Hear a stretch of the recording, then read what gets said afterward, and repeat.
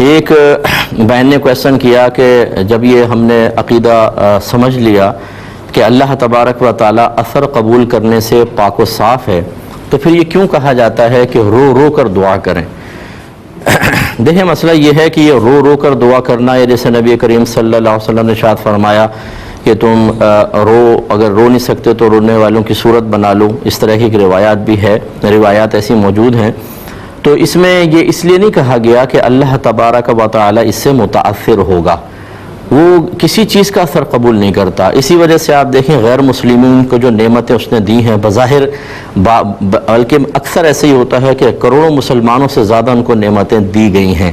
اسی طرح نبی کریم صلی اللہ علیہ وسلم حبیب مصطفیٰ حبیب خدا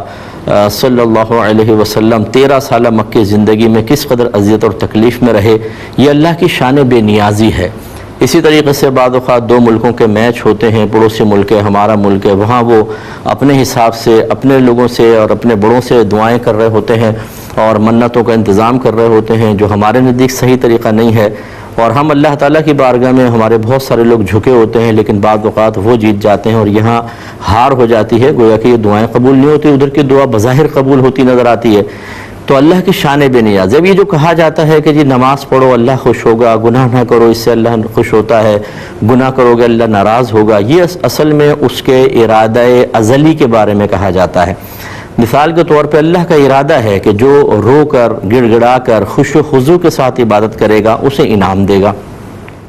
اب اس کا مطلب ہے کہ اس کا ازلی فیصلہ تھا، اس وقت تو ہم پیدا بھی نہیں ہوئے تھے، ہمارا رونا بھی نہیں تھا، ہمارے چہرے پر بے بسی اور بے چارگی کے آثار جو پیدا ہونے والے تھے وہ ابھی تک ہمارے سے وجود میں نہیں آئے تھے.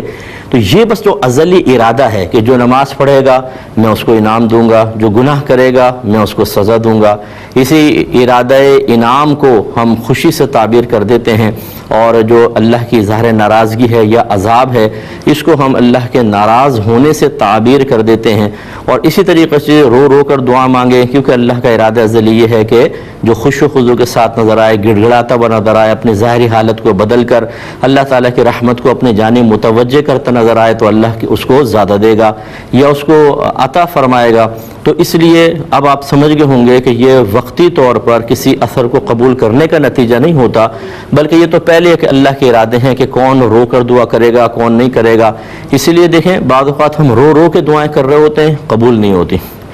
اور ایک آدمی خالی ہاتھ اٹھا کر چہرے پہ ہاتھ پھیرتا ہے بظاہر اس کی دعا قبول ہو جاتی ہے. تو اس لیے اللہ تعالیٰ کوئی اثر قبول نہیں کرتا، صحیح وہ ہے جو یہ عقیدہ بیان ہوا.